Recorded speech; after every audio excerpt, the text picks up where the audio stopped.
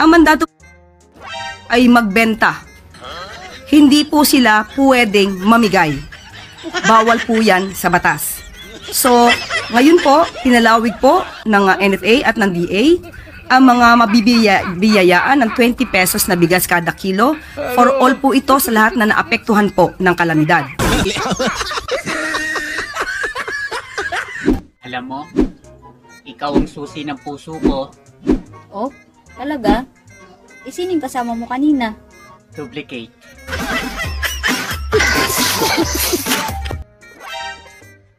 Will you marry me? Yes or no?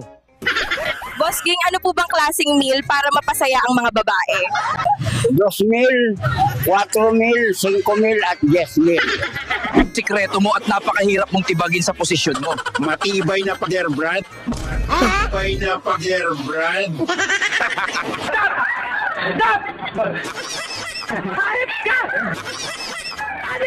Nangamoy ng kabulukan ninyo, Martin. Kaya binabalaan kita. Tumigil ka na. Kahit sino pa ang kasabot mo. Mananagot kayo naman. Malapit na kitang karusin.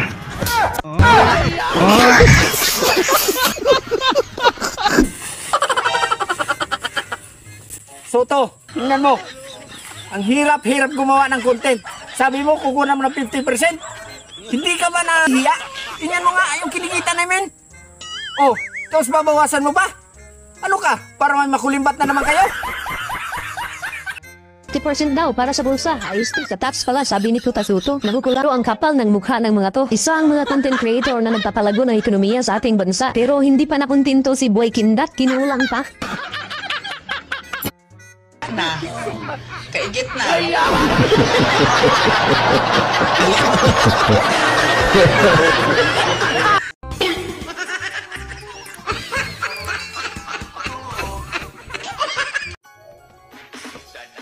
Alright, welcome back to my channel mga kababayan. How is your life over there? Ito nga, nakakagulat talaga itong administrasyon. Talagang bibitahan kayo ng bigas kahit na mabagyuhan pa tayo, mabahaan. Wala na tayong maasahan mga guys dito sa mga administrasyon. Talagang panindigan takbo. Illegal daw ang magbigay ng bigas. So, ibig mo sabihin, Castro, nung nakaraan na mga libre ang bigas na bigayan sa mga disaster relief, bawal pala yun. Ay, pinaglulukot tayo ni Bangag mga guys. Ito pa ngayon, gagawin pa nilang state witness ang most guilty. Na, nagbaha ang ebidensya dito kay Tambaluslos, nagiging state witness pa. Nako, tapos ang hearing sa Senado, wala na, biglang bula na nawala, bigla. Dahil sabi ni Eric Tolpo, hindi na raw niya ipagpatuloy mga guys. Dito na lang sa ICI. Ito na mga ICI, ano? Hindi nyo lang pinapakita yung mga hearing yun dyan. Kayo lang. Oh, di ba? So they have all the control na ngayon sa naratiba. Whereas yung kasi sa Senado, hindi nyo ma-control dahil nakapubliko. Di ba? Ay, nako.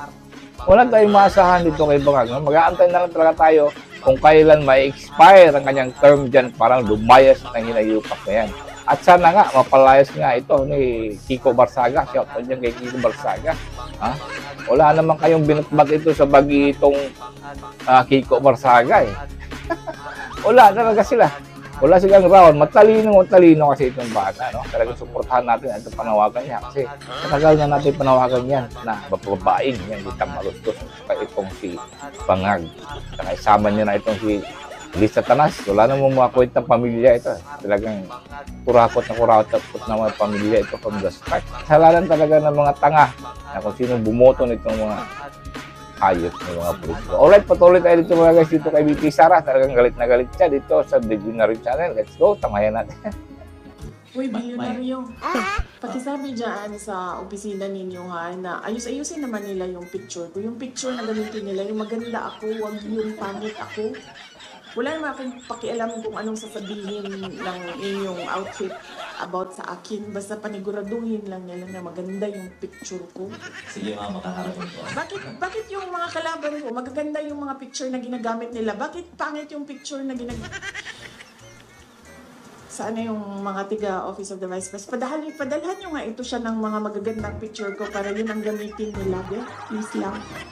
Hindi ko, ma'am. Napansin mo yun, ma'am.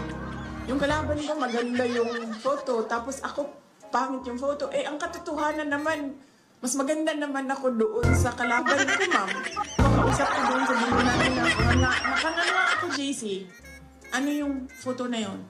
Ayan, JC. Alam niyo yung JC. At sabi ko, siguro, kung ako, kalabang kita sa politika, o sa whatever, for whatever, sa kalabang kita, pag binigay mo sa akin yung salin mo, hahanapan ko talaga ng problema yan. Kahit walang problema, gagawa ako para bigyan ka ng problema. Yung drama si Bangag, yung panggulo at mano-mano sa palasyo. Ang nangyari na Dubai Abantia, ang Manila ang binaha pero ang Davao ang iimbestigahan. Ngayon naman, ang ghost project ni Bangag na trilyon ang halaga na puro lang lupa pero ang gustong paimbestigahan ang matibay na project ni Pangulong Duterte. At hindi nyo kami maluluko na taong bayan dahil alam na alam namin yan. Harap-harapang lukuhan na to sa ating mga Pilipino. Papayag na lang ba tayo na lagi na lang tayong niluluko ng mga lupin at pinukyo?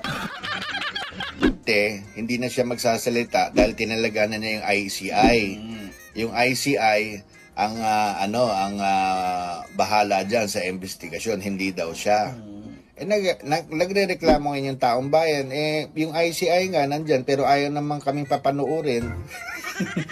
So anong nangyayari ngayon? Nagkakaroon po ng lutuan sa ICI. Hindi ko lang kung luto is fair or unfair. Documents that you have collated and gathered, sino po ang dapat makulong?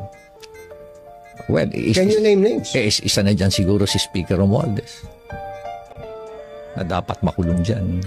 Kasi imposibleng hindi niya alam kung anong ginagawa ng tao niya. Napaka-imposible. Tatalino ng mga yan. Kaya nga sila naging congressman, kaya nga sila naging speaker. Tapos nagmamaang-maangan sila na wala silang ginawa. Sa mga hindi nakakaalam o sa mga limot na ang Mamasapano encounter na ikinamatay ng 44 na CF trooper natin, ang nag-iimbestiga noon ay si Mayor Magalong at lumabas sa investigasyon nila na dawit noon si President Pinoy. Sa nakikita ko kaya nila tinrabaho si Magalong ay dahil kapag siya ang nag-iimbestiga, nadadawit ang Pangulo. Which is sensible naman. Hindi naman gagalaw ang mga tao sa ibaba kung hindi inuutusan. Sa laki ng nakawang nangyari, napaka-imposible ding walang alam si BBM dito. Paniwala ko kaya nila gustong mawala si Magalong ay dahil kapag nadali si Martin Romualdez, madadali din si BBM at hindi na nila yun kayang pigilan. Ganon yun eh. Ang kalasag na humaharang kay BBM sa isyong ito ay si Romualdez at Zaldi Co. Sobrang sarap pala ng litson buhaya. Pag ako nabitin dito, litsonin ko rin si Zaldi. Sarap. Halagago, bakit ako magandang litsonin natin yung mas malaking buwaya. Mas malinamnam. Tarandado, nag-iisip ka ba baka tayo pa ang nilitson ni Bangag? Pero sa totoo lang, ayaw ko rin malitson. Alam ko na yung aso mo na si Tito, masarap yung... Ibang mga congressman din yan na alam din nila yung kanilang sistema. Nandiyan din yan sila Congressman Garjola. Nandiyan pa rin yung sila Congressman Don Gonzales. Sila yung alam mo yung mga malalapit na may circle yung mga yan eh. Nandiyan sila Congressman Dalipe. Sino pa yan? Si Congressman Jojo Ang. Yan. KJ Suarez. Marami pang nakakaalam eh.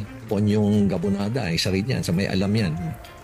Pero syempre, complete denial din yan. Kailangan isa sa mga imbitahan nila dyan si Congressman Stella Kimbo. Former Stella Kimbo. Nasaan ninyo dinala yung 500 billion pesos flood control funds? Ito ang tunay na issue. Nasaan ang 500 billion pesos flood control funds? Nawala, ninakaw, kinurap.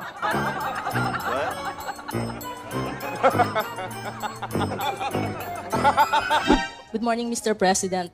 Ibon Foundation said that billions of fund control funds concentrated in the ruling parties. May we get your comments, sir? Are you aware of it? That is the case in every single how do you say, legislative body. Siyempre, the majority party is the majority party. So silang pinakamarami. But again, if there's nothing particularly about that. They are the most numerous.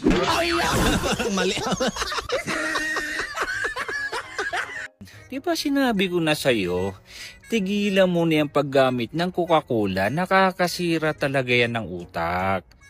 Diba, ikaw na mismo ang nag-abulis ng Executive Order number 1, PECC, tapos ngayon isisisi mo na naman sa mga Duterte Junior. Tigil-tigil kasi makakalimutin ka na ngayon eh. Junior naman eh. Huwag mong subukan. Masisira ang buhay mo.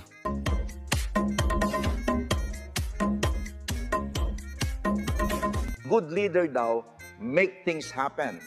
Ang bad leader, wait things to happen. At ang worst leader daw, wondering why things are happening. Ngayon, sa ipapakita ko, kayo na ang magsabi kung anong klaseng leader siya dyan. Napakahalaga para sa akin, malaman paano tayo napunta sa ganito. Ba't nagkaganito yung gobyerno natin? Abay, bakit kami tinatanong mo? Eh, ikaw nga ang presidente. Huwag mo kami idaan sa drama. Hindi ito FPJs ang probinsyano. Mahilig ka pala sa eksena. Sana nag-artista ka na lang. May award ka pa sa Best in Pa-Victim. Nangigigil ako sa'yo. Ayan, very nice, very nice. Ito rin si Wambol University. Hoy, Wambol University. Napakahirap kaya gumawa ng content. Tapos papatawag pa nila mga guys ng 50%. Kapal na mukha nyo para ano? Para idagdag sa mga bulsa ninyo. Hoy, Soto, hindi maljugay ka ba? Anong 50% tax? Hindi pa kayo na kontento? Ilang bilyones niyang pinagbulsan nyo? Pag-iinitan nyo pa itong mga maliliit talagang content creator. Ito na nga lang eh. Ito na nga lang ang talagang platform na para sa mahihirap pwede. Ayun, pag-iinitan nyo pa. Diba? Sana naman, kunin na kayo ni Lord. Alright, thank you for watching mga guys. Hanggang sa muli. Maraming salamat. God bless you all.